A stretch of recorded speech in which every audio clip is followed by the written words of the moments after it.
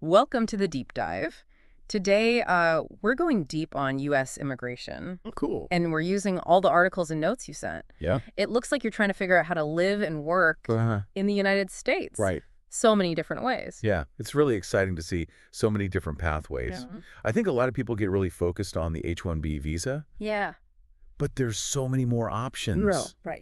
We're talking like visas for extraordinary talent Okay. or becoming an entrepreneur, Wow. or even options for people who need temporary protection. Okay, let's jump into it. Yeah. You mentioned extraordinary talent. Mm-hmm.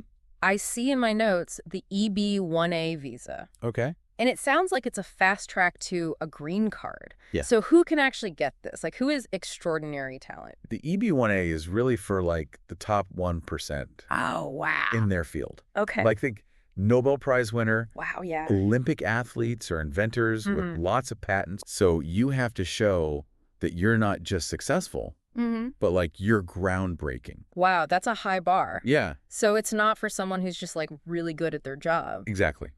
You need to show that you're nationally or internationally acclaimed. Okay. So imagine someone who's published a lot in top journals, Yeah. or they've gotten really prestigious awards, Okay. or they judge others in their field. Gotcha. So they're not just participating, they're like shaping the field. That makes sense. Yeah. So it sounds like the EB-1A is more about like what you've done, not necessarily who you work for. Exactly. That's what's so unique about the EB-1A. Okay. You don't need an employer to sponsor you. It's about you and what you've achieved. That's cool.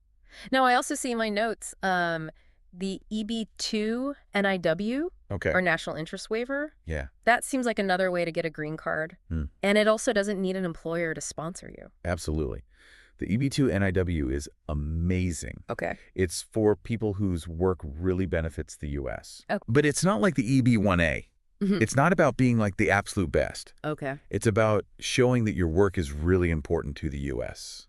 So how do you actually show that? Yeah. Like, how do you prove that your work benefits the entire country? Think about if your work helps the U.S. in STEM fields, Okay. business innovation or healthcare. Yeah. You really have to show how your work will make a difference. Okay. Yeah. So if you're like a researcher working on a cure for a disease, Right. or a founder creating jobs with a new startup, Yeah, that could qualify. exactly. You have to show a link between your work and how it benefits the U.S., Okay. like publications patents Got or it. testimonials from experts saying how important your work is. Okay, so let me get this straight. Yeah. If someone isn't quite extraordinary talent for the EB-1A, Right. but their work is really good for the U.S., Yeah. the EB-2 NIW might be a good option. Yes. It's perfect for people who may not be the best in the whole world, but their work is still really important for the U.S. Got it. Now, my notes also mention some alternatives Okay. to the H-1B visa. Ah. This is the one everyone's talking about. Yeah. It can be really hard to get the H-1B. So it's good to have a backup plan. Right. One option is the O-1.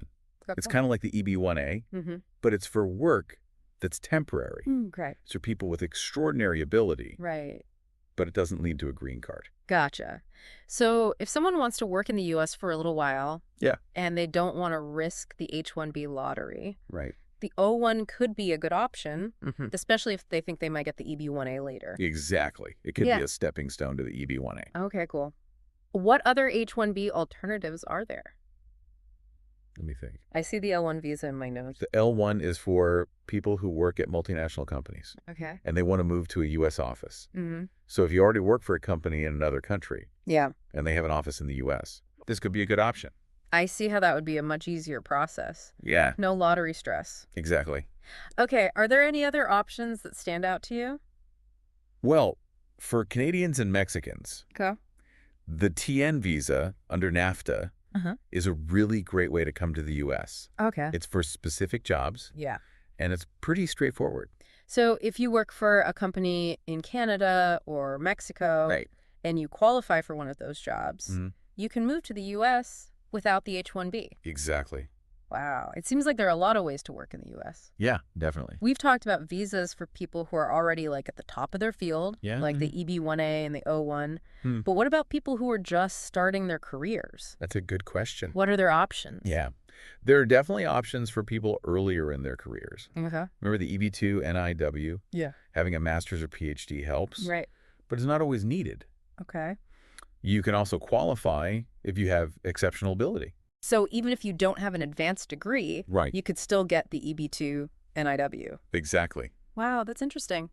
What does exceptional ability even mean? It basically means you have a really good track record. Okay. Better than other people at your level. Okay. It's about showing you're an expert Mm-hmm. and that people recognize you Yeah. and that you'll do great things in the future. Okay. Like maybe you have a special skill that everyone wants, Right. or you've already done big things even though you're still early in your career. So let's say someone's a software developer and they've only been working for 5 years, but they already built a really popular app or they helped with a big open source project. Right. Could that be enough to show exceptional ability? Absolutely. Wow. It's all about showing what you've done and what you can do for the U.S. Right. The EB2 NIW wants people who will help the U.S. grow. That's great for people who maybe didn't go to grad school, Right. but are still doing really well. Exactly. And speaking of people doing well, Yeah. what about startup founders? Oh, yeah. The O1. Yeah, the O1 is for people with extraordinary ability, Right. but specifically in science education, Mm-hmm. business education, athletics, or the arts. Okay. So it's perfect for founders who've done big things. Like what kind of things? Well, maybe they have made a new technology, Okay. or they've gotten awards for their companies, Right. or they've been in magazines because they're such good business people. Gotcha. So if you're a founder who's already done some cool things, the O1 could help you work in the U.S. Yeah, and you can keep growing your startup. And in my notes, I also see the E2 visa. Yeah, the E2 is for investors. Okay. They have to be from a treaty country, Mm-hmm.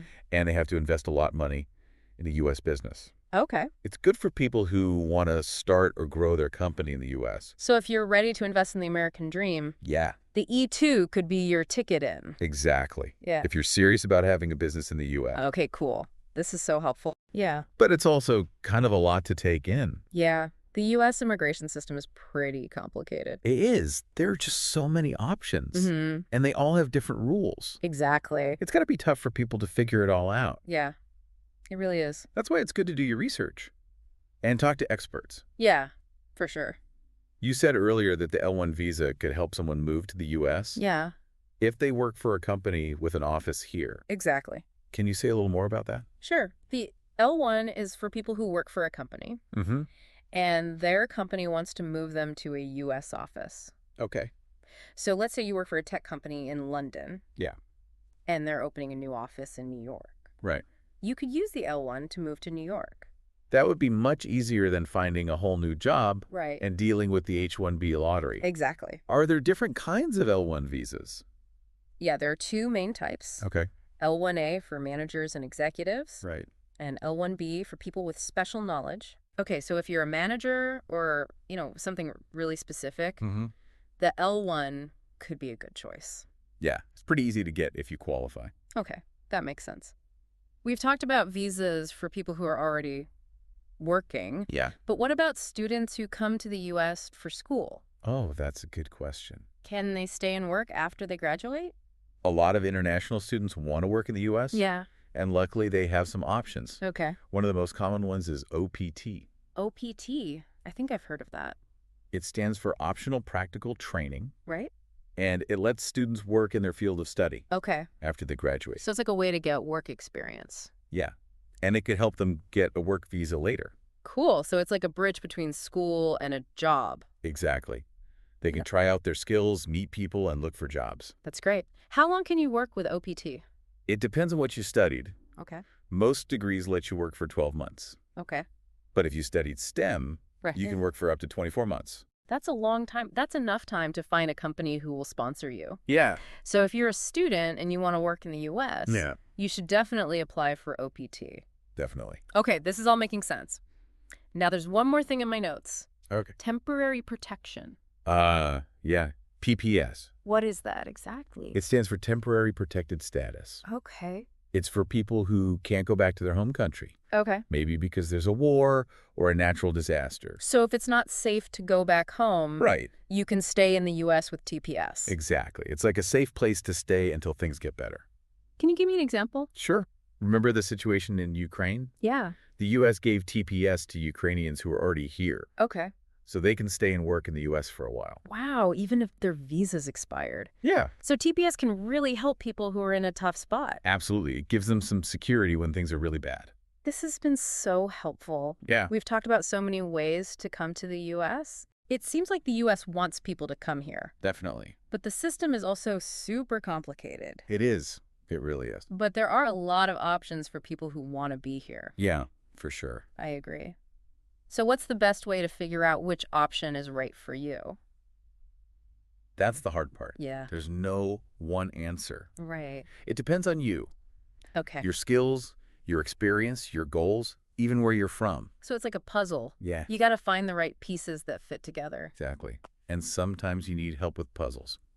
True. That's where immigration lawyers come in. Okay. They can help you understand all the rules. Right. See if you qualify. Yeah. And help you with the whole application process. Yeah, I can see how having a lawyer would be really helpful. Oh, yeah. Especially with something as important as immigration. Definitely. Immigration law is really complex. It is. And even small mistakes can mess things up. Right. Having a lawyer can really make a difference. Right. Okay, I have another question. We've talked about like the rules for each visa, but is there anything else that matters? That's a good question. Like something besides just checking off the boxes? Yeah. There's one thing people forget a lot. What's that? Storytelling. Storytelling. Yeah. What do you mean? Think about it. Immigration officers see so many applications. Yeah. Thousands, probably. Exactly. Yeah. So what makes yours special? Okay. It's your story. Okay. You have to show your passion, your drive, Right. and why you're so valuable. So it's not just about like listing what you've done. No, it's about showing who you are. Okay. And why you deserve to be in the U.S. Like for the EB-1A, Yeah. you can't just say, I won all these awards. Right. You have to tell the story behind them. Okay. What was hard about getting them? Right. How did they change things? Yeah. How did they change you? So instead of saying, I won this award, Yeah. you say something like, this award means so much to me because... It's black. Tell them what it means to you. Make it personal. Yeah. Make it relatable. Right. Make them remember you. This makes so much sense. It does. It's like turning your resume into a story. Exactly. And you can do this for any visa. Right. Like for the O1. Yeah. You can tell the story of your company. Exactly. How you got the idea, the problems you faced, Right. and what you want to do in the future. So they don't just see your skills. Right. They see your passion, too. Yeah. They see who you really are. This is great advice. It's like even with immigration, it's still about people. Absolutely. Yeah. And remember, the U.S. is a country of immigrants. It is. Your story is part of that. That's a great way to put it. We've talked about so much today. We have. So many different visas. Yeah. And even how to tell your story. It's been great. It has. It seems like getting to the U.S. can be hard. It can be. But there are so many options for people who want to come here. Absolutely. So what's the one thing everyone should remember? Well, the most important thing is there's no one right way. Yeah, that makes sense. It really depends on you. Like what you're good at and what your goals are. Okay. And even like what country you're from. So do your research. Yeah. Talk to experts. Definitely. And don't give up. Exactly. This has been such a great deep dive. It has. We learned so much about U.S. immigration. We did. From visas to stories. Yeah, it's been awesome. It has. Thanks for joining us, everyone. Of course. And good luck on your American journey. Yeah, good luck.